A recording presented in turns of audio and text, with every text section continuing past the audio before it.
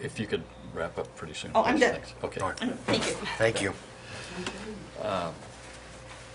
Linda Warwick, followed by Tracy Height, followed by Lisa Wygant. My name is Linda Warwick, and I've lived here for all of 3 years. My husband is looking at him. He's either going to shake his head, yes, that's right, or no, you've lived here longer. I'm a retired college instructor, a bookshelver at the library, and a really bad golfer. But the thing I do believe in terms of this discussion tonight is that you really know the heart and the soul of a community by what it does for the least in its community. And that's what I see every day at the library. I had lunch with a woman yesterday who said, "Oh, if you're over at the library, you probably see my youngest son. He's profoundly disabled, and that's his outing with the lady who comes in and helps him once a week." She said he loves it. It's the most wonderful thing in his life. I go into that library. The other day when I was shelving books, I shelved, I swear, a full shelf of books on how to apply for a job, how to write a resume.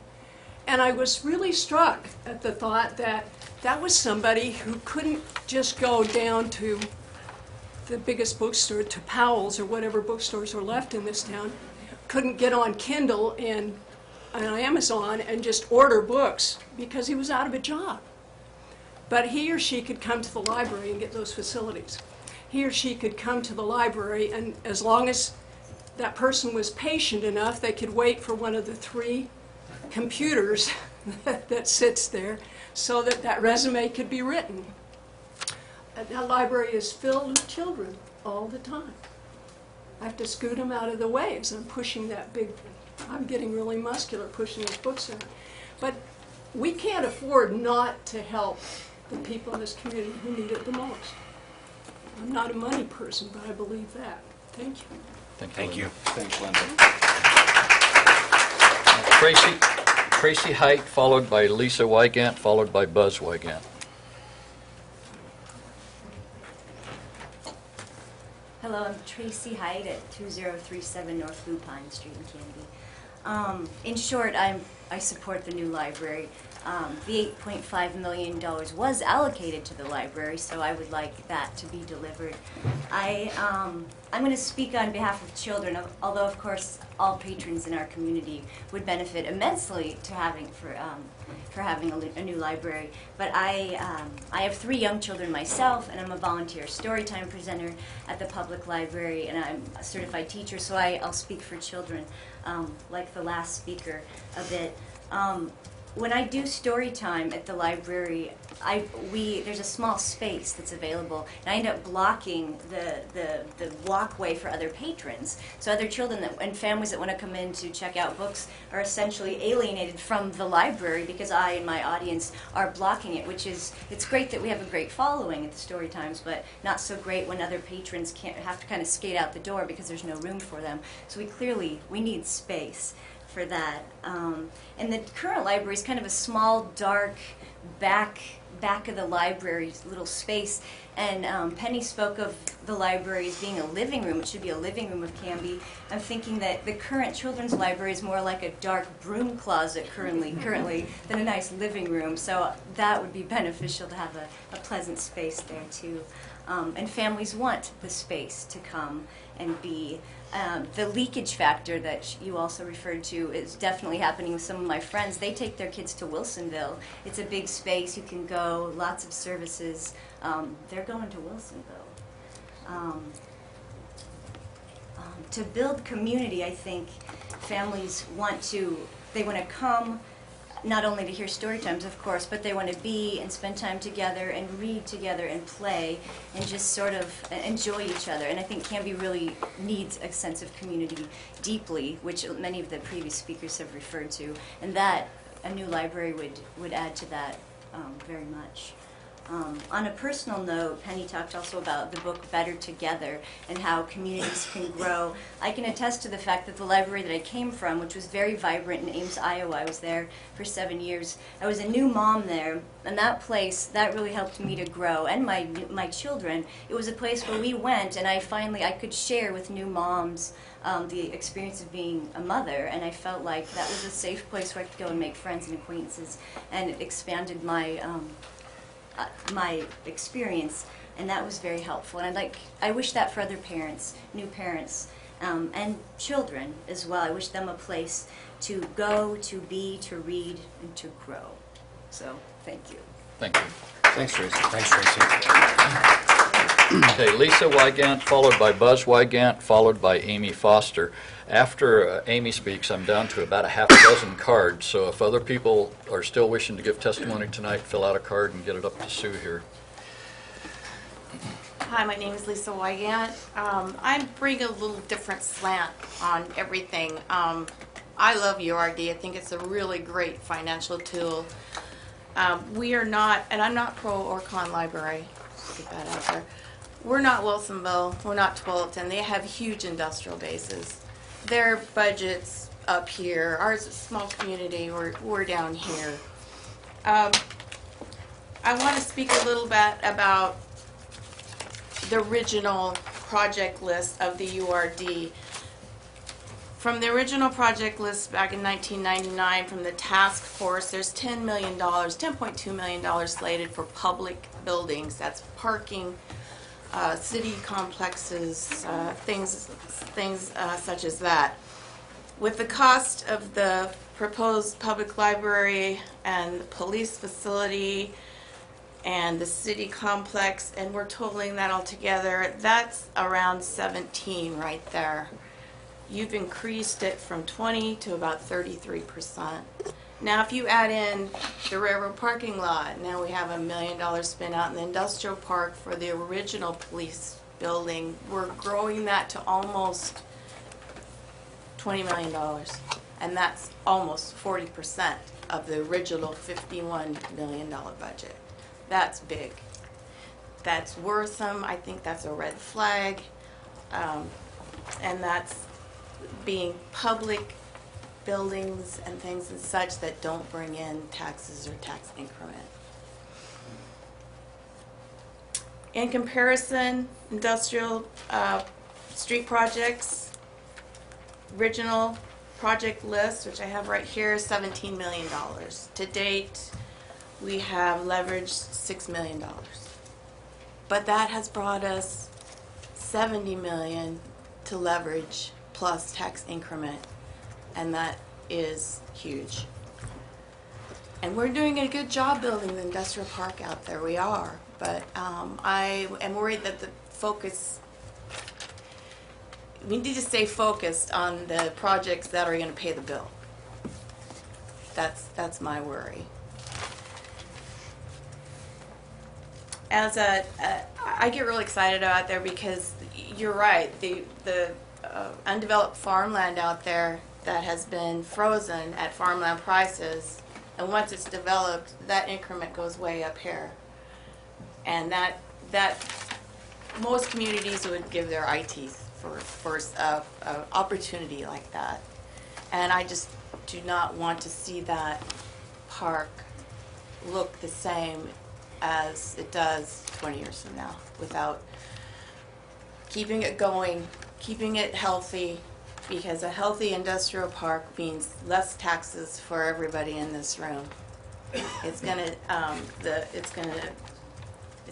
help the burden of the normal homeowner in the future, and it is the future. We're talking about future.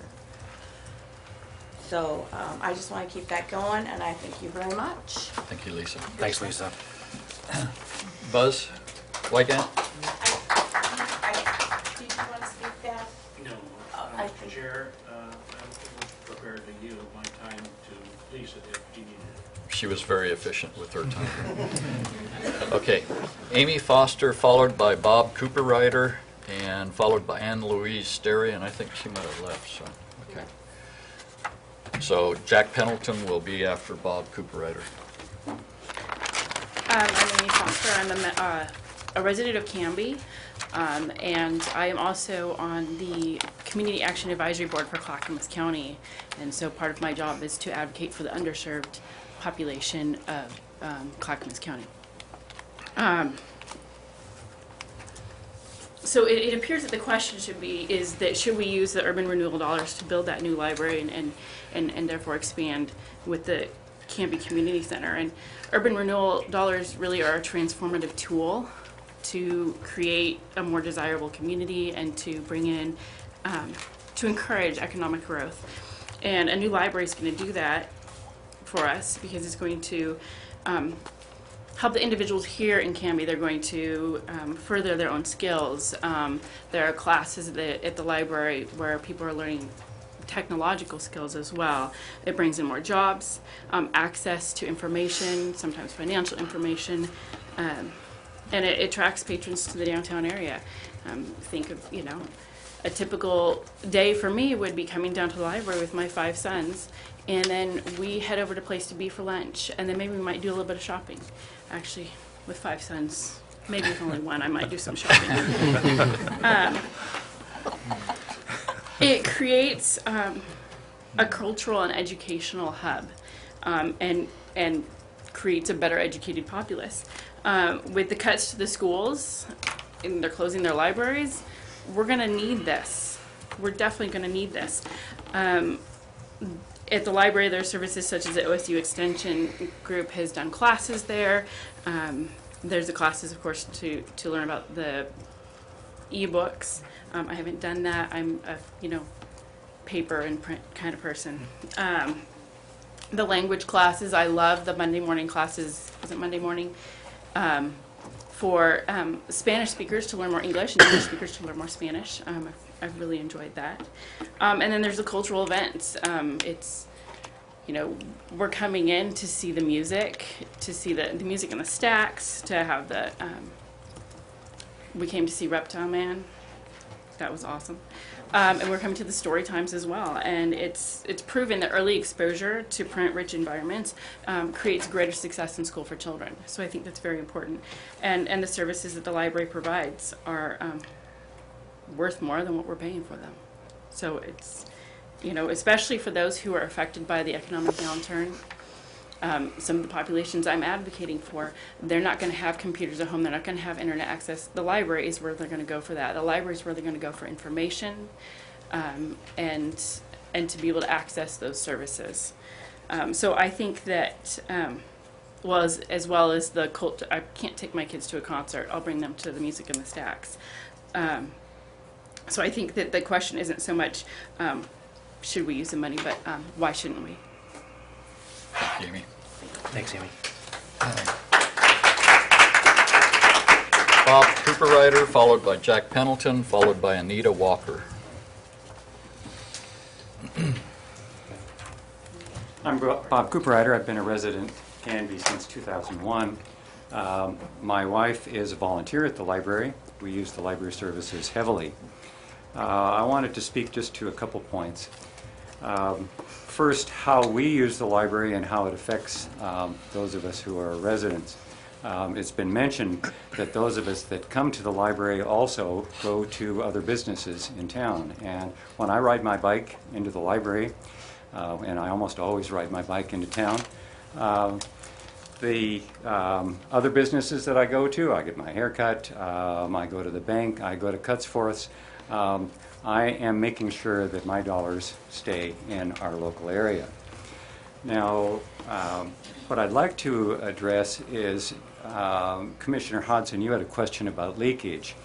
As part of our retirement portfolio, we have a duplex here in town, and our tenants almost always have young children, and they also typically work outside of Canby. So we have to be conscious that the people who are working outside of town and have young children are potential users of the library and also potential consumers for our local businesses, because when they work outside of town, they have the temptation to go to businesses that are nearby their workplace at lunch hour or after work. Whereas if we have services in town for their family and for them, we are promoting their use of the facilities in the community. And we know that we have some children that are being taken to libraries outside of the area. We have to provide a space that we can have for these young children, because I want to see the tenants in our duplex become members of the community and have the services available for them, so that we don't have that kind of leakage because they work outside of town. Thank you. Thank you. Jack Pendleton, followed by Anita Walker, followed by Stephanie Boyce, and that will be the last card I have.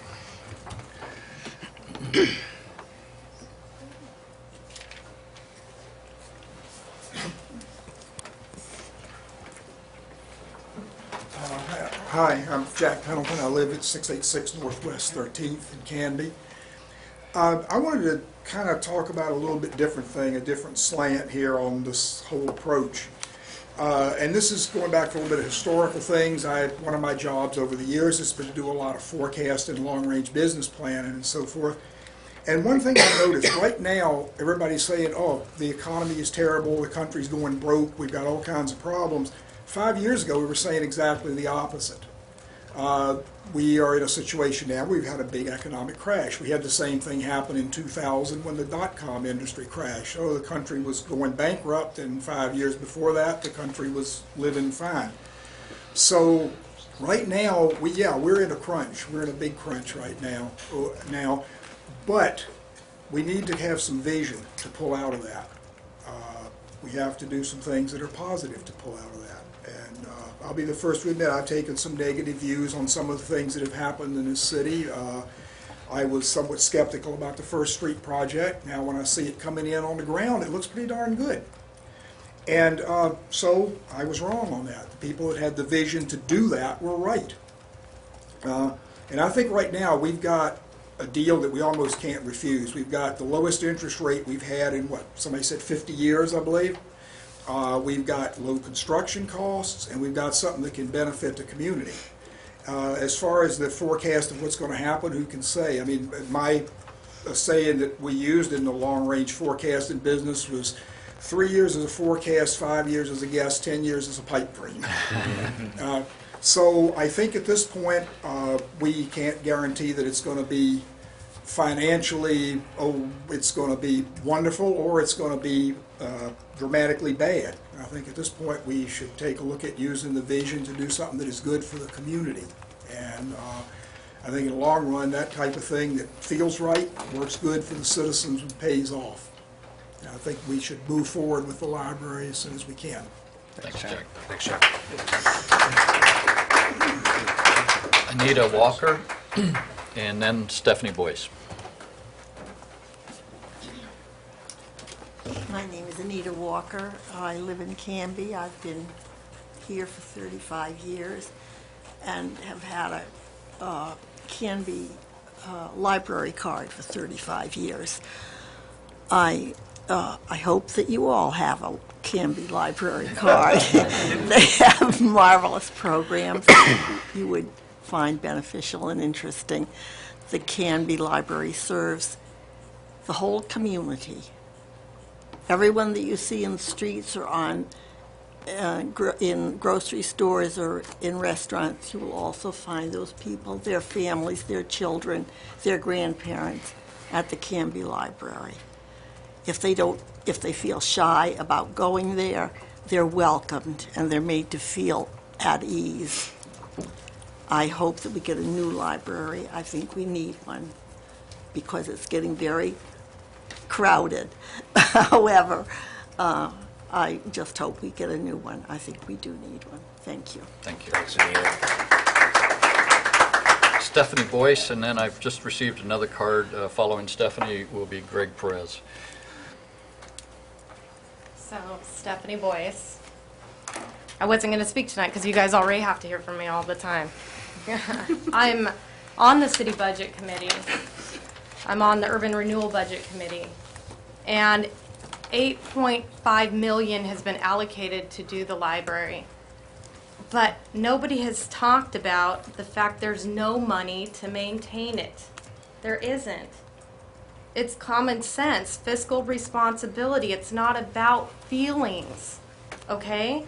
It's about the fact that there will still be a library after this, you guys. There will still be a library, but maybe revamp it for less, because it's 8.5.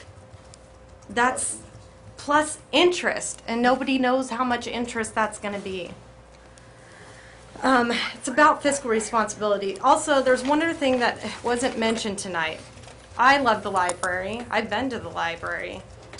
But nobody's mentioned the other libraries in Canby, and that's in your schools. Utilize them more. That's where I've spent time. I've gone and read to the kids there.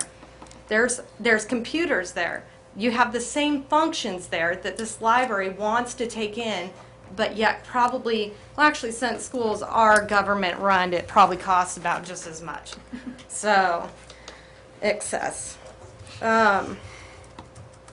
Penny Hummel said in her statements today that if we were to vote to the people, put this to the people, it would be a tough sell.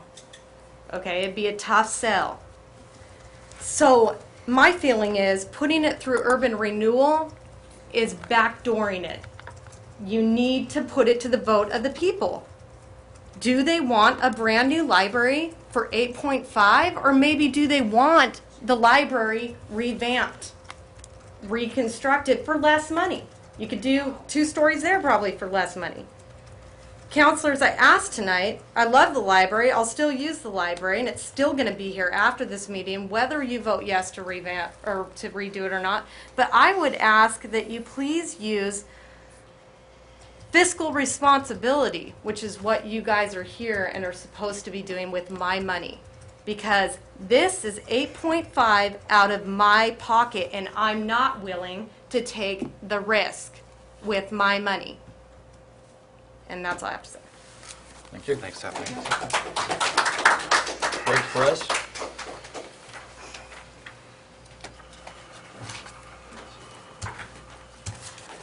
Good evening. Mine's going to be real short. I just have a couple of questions. And it has nothing to do with the library, but it has to do with the URD. My question is, and I'm sure somebody can answer it, it's how much money do we have today in URD funds? And the second part of this question would be, how much will we have at the end of the 8-year program of URD? What's our projected amount that may be there? Let me take that. Yeah, go for it. Yeah. In terms of debt service, you mean? Yes. What we've got? Well, as I think it was pointed out, the URD has a $51 million debt limit. And to this date, or to date, if you include the library, the 8.5, and even the 3.5 for the Sequoia, you're looking at $30 million. So there'd be 20, a little less than 20, 17, 18, I think, left in terms of under the 51 million debt limit. So, and then so does that answer your question about where we're at? Yes, where we're at. Okay. And then if you go to the end, Is it approximately 8 years from now? yeah, 8 years from now, 7, 8 years, something like that. But where we're at then is, it would depend on that next 8 years. Is there 51 million, or no, I'm sorry, that's 17 or 18 million dollars worth of projects that we could do over that amount of time. The presentation, I think Mr. Drott talked about it a couple weeks ago. That information was in there, and I gave a list of projects, and I'm going to say it was 16 point some million dollars. But included in those projects was the Sequoia to 13th project for 3.5. Included in that was the $5 million for 99 bridge on Berg Parkway over to 3rd. Included in that was, there was another $2 million, I forgot what it was, but there is 8.5, 10.5, $11 million, let's say. So if we didn't do those projects, they're somewhere else, but if we didn't do those projects, that money would just basically, at the end of the end of the urban renewal district, it would basically go back to, there would be an amount that would go back to the taxing districts that are currently paying into the urban renewal district. So we just wouldn't incur the debt. I mean, that depends on the urban renewal agency. Are we going to incur the debt or not? Are there needs in the industrial park that we need to do? I think there would be some money just sitting there waiting for projects that may need to be done. There are a few projects that I think we're going to do, roads, et cetera. But one of the things, I forgot who said it, it came out, you know, we've done more in public buildings if we do this project. But some of the things we didn't do were a new water tank for Cub. That was in the project, but Cub did that themselves. Another thing Cub did was put in all of oversized pipes in the industrial park, not at urban renewal expense. They put that in there to serve the industrial customers. They also upgraded and I believe put in a new substation along Highway 99. That expense was not part of urban renewal, although it was one of the projects in the list. Cub did that before the urban renewal got around to funding that project.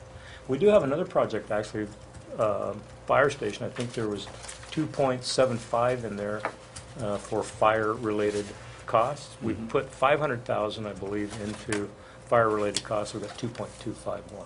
So if we've got, let's see, 17, 18 million that we haven't spent yet, and we go to the end of the project, our debt is reduced to the 30 million or 32, 33 in that range.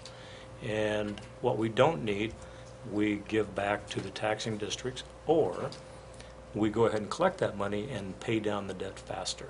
And that's a decision in 8 years that this body, or whoever's up here, will have to make. Does that That kind of answers answer your question? both of my questions. And one more is, does the public understand what URD is in business to do? A lot of people don't. I mean, it's a very complicated subject, urban renewal district. It is to create economic development, and well, the 457 ORS 457 Oregon Revised Statute. Urban renewal is to eliminate blight and to create economic development. That's the definition per statute. And they let you define blight basically any way you want to. Lack of parks is blight per the Oregon Revised Statute. That's why in the plan we've got, there were parks in there that were being either renovated or brought more amenities put into our parks with urban renewal dollars. The community park, if you will, there's some work being done on that right now. There's money in there for Waite Park. Don't know exactly what we're going to do, but it's $150,000 in there for Waite Park renovations if needed. So my point being that blight is defined by, it's somebody was talking about a puppy earlier. Well, love is a what? Whatever you want to call it. Blight is basically, it's defined in a lot of ways. And then what they do say, URD is sticks and bricks. It's Sticks the and bill. bricks. That's exactly right. Yeah. Thank you very much for your time. Thank you. Thanks, Greg. Okay, that will conclude the public testimony section. It is now open for the commission for motion, discussions, vote. What is the pleasure? Well, why don't I get things started with the motion, so at least we have one on the floor.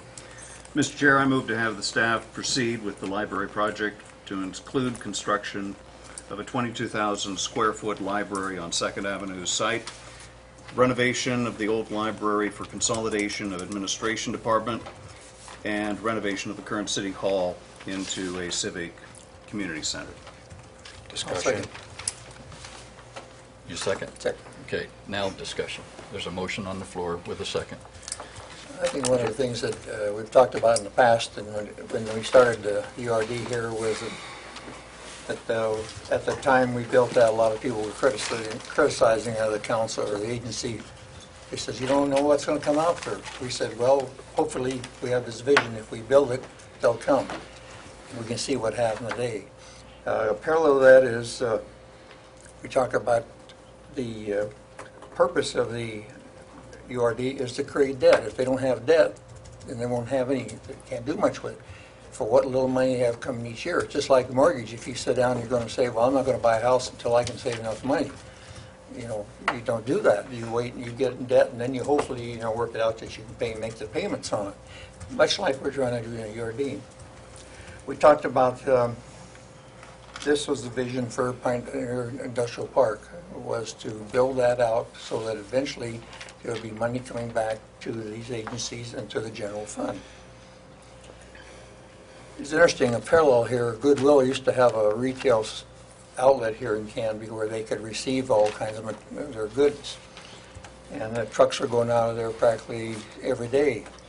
As soon as the facility, and one time I was over in Wilsonville and I saw that they were receiving theirs by just a little trucking out there. And I asked the fellow about it, and I didn't tell him it was from Canby. I said, how's your donations? He says, well, pretty good. He says, Canby area is the biggest donation around. Well, you see what happened after a while. They built a new facility in Wilsonville, and what happened? They give up their store here. Now they have a little truck. It's just up and back, and they load out. We talk about leakage, and you say, well, why worry about these other libraries and the other communities? They have a larger tax base. Sure, right now we're losing 7% leakage. But down the road, how much more leakage is we going to, if people are going there? So I think to stay ahead and carry out the vision that Canby has to become a livable community, that we need to go ahead with the plans of supporting the library. And I think it'd be, down the road, people are going to say just like they did with 2nd Street, oh, we don't need that. Now everybody likes it. And I think the same thing is going to happen on 1st Street. Get the library built, everybody say that's the best thing we ever did. As we wait, when we went to build the police station, we had to build years ago, a couple of years ago. It's amazing. We could have saved some money. I don't remember the exact figure. Finally, when we got it built, the costs had gone up. And most of the people, the contractors we're dealing with, says, well, we can see the trend of the costs going up. We should have built 2 years ago. Well, there's a lot of things that we didn't have in ducks in a row at that time. So. Thank you, Walt. Yep. Other discussion? Tracy, you want I had a couple of questions, and one of them Greg left when he comes back. Penny, the $1 million fundraising commitment from the library, where does that stand as far as how much money has the library raised so far? We haven't started fundraising. We really can't raise money for a new library till we have a site and a plan and a timeline. So that's what we've been waiting for. We have worked with a fundraising consultant to develop an overall plan. We are ready to create a library foundation, so it's kind of, the trigger can be pulled once we're in a position to raise money, but generally you raise money congruent with the time at which you're in construction, not before it. So that's where that is right now. Okay. And Greg, just a question that actually piggybacks on Mr. Perez's question. The $30 million, does that include interest for debt service, or is that capital purchase, bonds for the actual construction? It does not include the interest. That is just the debt. And we have a $51 million cap. Does that include interest, or can we run the bill up to $51 million and then have to pay the debt service after the $51 million? And pay the debt service after. Okay. That's correct. I need a minute because I lost my other page of notes. Okay, we'll come back. Thank you. Brent? I'm going to ask a couple of questions before I read my position and my statement for the commissioners. Is this the only plan or option that we have? This seems to be an all-or-nothing plan at this point. Why are we rushing into this plan? The project has changed from 2010, where we wanted to build a combined library and city hall building. Contrary to some, the plan before us now is a new plan and not like the old plan. The original plan was 2 floors in a different location. So if this is for the people, at what point will they be included in the process and have that open communication that we want to have? With First Avenue, the police station, and 99, we had community input beyond those closest to those projects. Where is that with this important downtown project? Last question to consider is, what is the driving force of moving the library from the downtown